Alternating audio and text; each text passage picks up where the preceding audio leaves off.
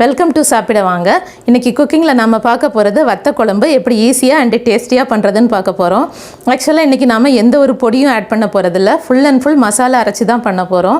இது மாதிரி பண்ணும்போது வத்த குழம்பு பிடிக்காதவங்க கூட ரொம்ப ஆசையாக கேட்டு வாங்கி சாப்பிடுவாங்க. ஸோ ஃபுல்லாக வீடியோ ஸ்கிப் பண்ணாமல் பாருங்கள். அப்போ தான் நம்ம எப்படி பண்ணியிருக்கோம் அப்படிங்கிறது உங்களுக்கு புரியும். நம்மளோட டிஷ்ஷஸ் தொடர்ந்து பார்க்கணுன்னா நம்மளோட சேனல் சப்ஸ்கிரைப் பண்ணுங்கள். அதுக்கு பக்கத்தில் இருக்கிற பெல் ஐக்கான் கிளிக் பண்ணுங்கள். வாங்க குக் பண்ணலாம்.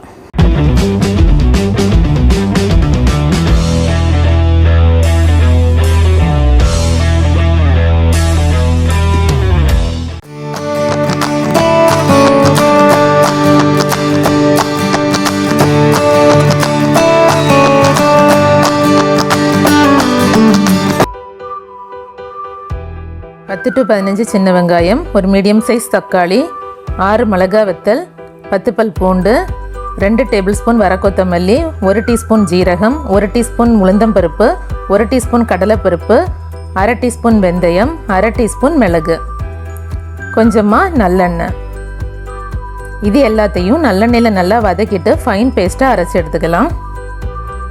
ஸ்டவ்வில் ஒரு பேன் வச்சுட்டு அதில் ஒரு 3 ஸ்பூன் அளவுக்கு நல்லெண்ணெய் ஊற்றிக்கோங்க.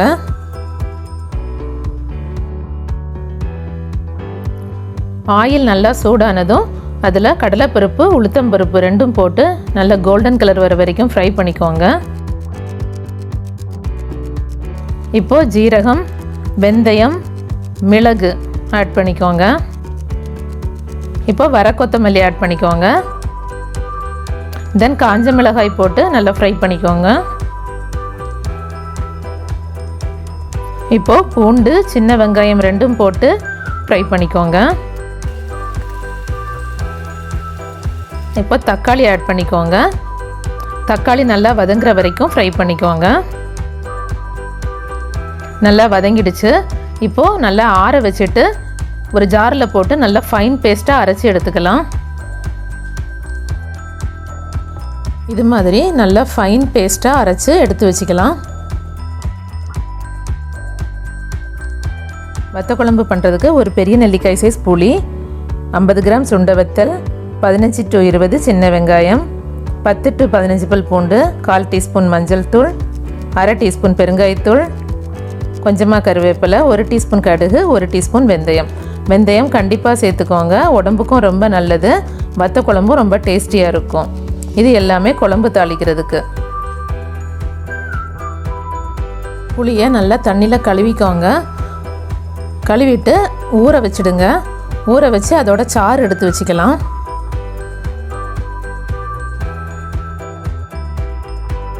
இப்போது ஸ்டவ்வில் ஒரு பாத்திரம் வச்சு அதில் ஒரு 3 ஸ்பூன் அளவுக்கு நல்லெண்ணெய் ஊற்றிக்கோங்க. ஆயில் சூடானதும் அதில் கடுகு, வெந்தயம் போட்டு நல்லா தாளிச்சிக்கோங்க. இப்போது பெருங்காயம், கறிவேப்பிலை சேர்த்துக்கோங்க. தென் பூண்டு, சின்ன வெங்காயம் சேர்த்து நல்லா கோல்டன் கலர் வர வரைக்கும் ஃப்ரை பண்ணிக்கோங்க.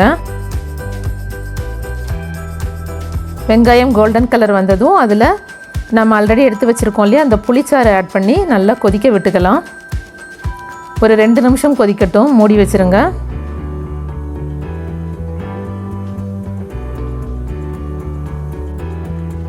இப்போது அதில் மஞ்சள் தூள் ஆட் பண்ணி ஒரு 1 மினிட் கொதிக்க விடுங்க.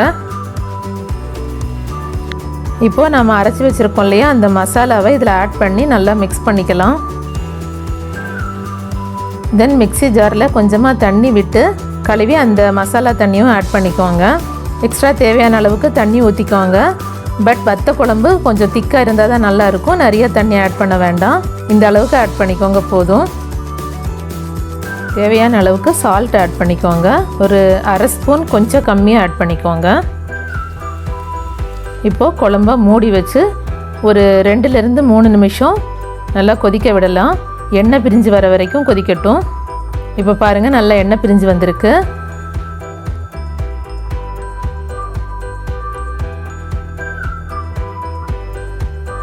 இந்த ஸ்டேஜில் ஸ்டவ்வில் இன்னொரு பேன் வச்சுட்டு அதில் ஒரு 2 ஸ்பூன் அளவுக்கு நல்லெண்ணெய் ஊற்றிக்கோங்க.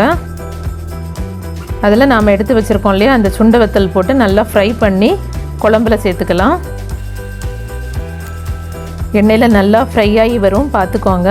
நல்லா பொரிஞ்ச மாதிரி வரும். இந்த ஸ்டேஜில் இதை எடுத்து குழம்புல ஆட் பண்ணிக்கலாம்.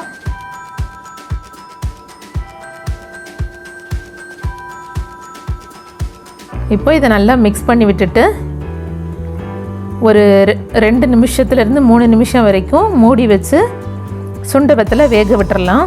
ஸ்டவ் சிம்மில் வச்சுக்கோங்க. பாருங்கள், சூப்பரான வத்த குழம்பு ரெடி. வத்த குழம்பு பார்த்ததும் எனக்கு ரொம்ப பசிக்க ஆரம்பிச்சிடுச்சு. ஸோ நான் சாப்பிட போகிறேன். நீங்கள் வீடியோவில் சொல்லியிருக்கிற மாதிரி ஸ்டெப்ஸ் கரெக்டாக ஃபாலோ பண்ணி நீங்களும் வீட்டில் ட்ரை பண்ணுங்கள்.